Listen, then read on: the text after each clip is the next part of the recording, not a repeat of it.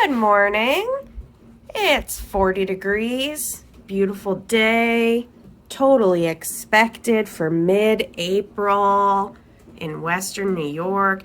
Getting excited about when the temperature is going to increase and I can start planting things outside. Yep, April 12th, totally on par for the temperature we'd expect. Wait a second. What? What?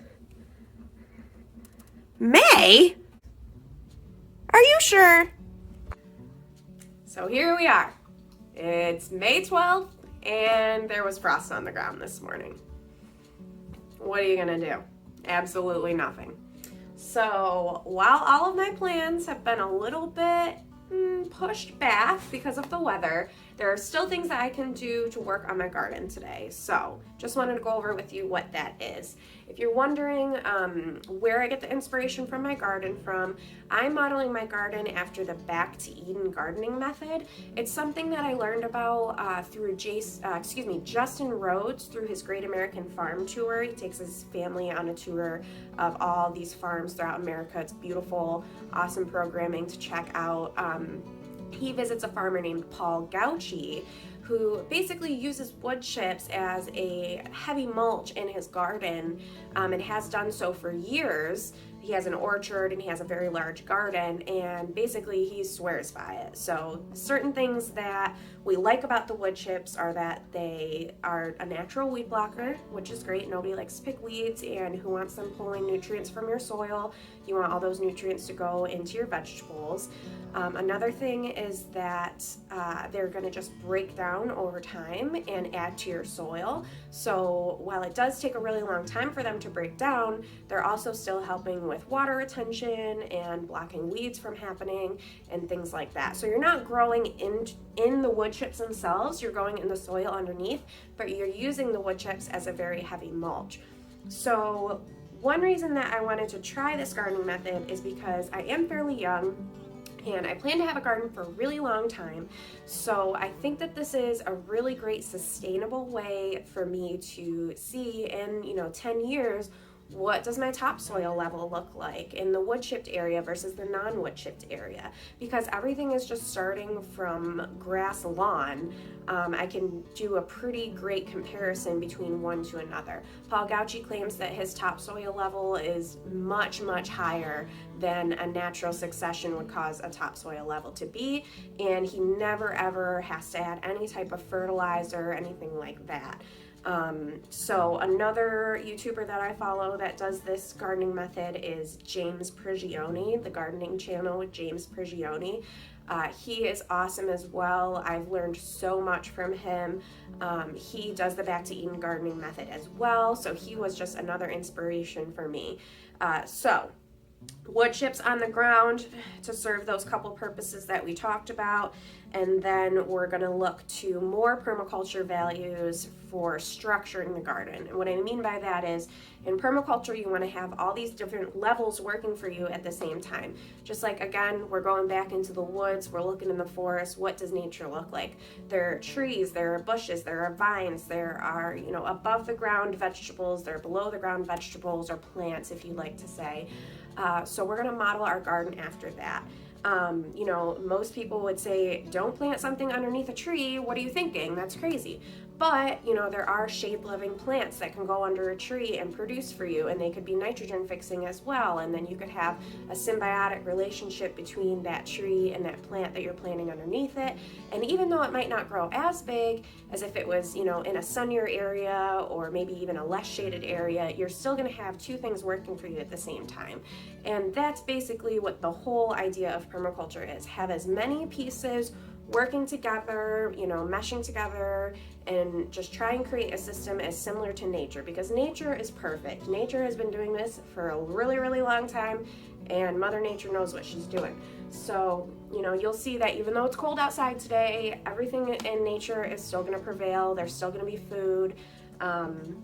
So my goal is to model my garden after nature. Agroforestry is one of my favorite terms I've ever heard used.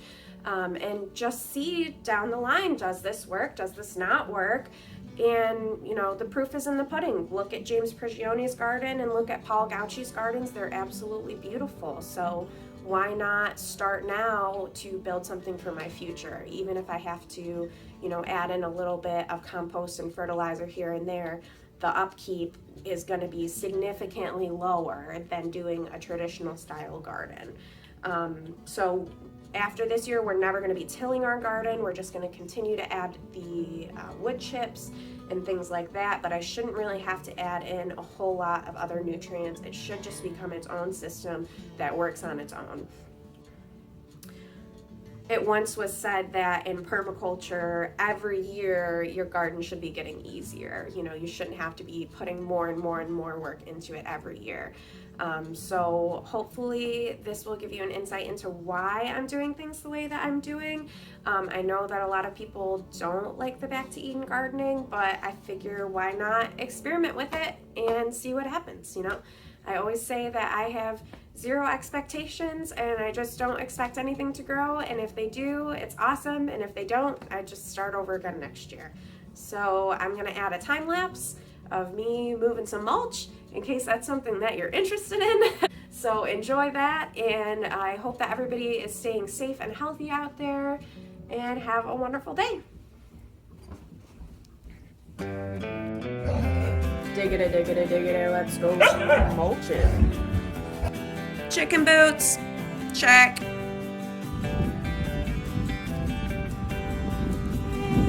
And that's his now.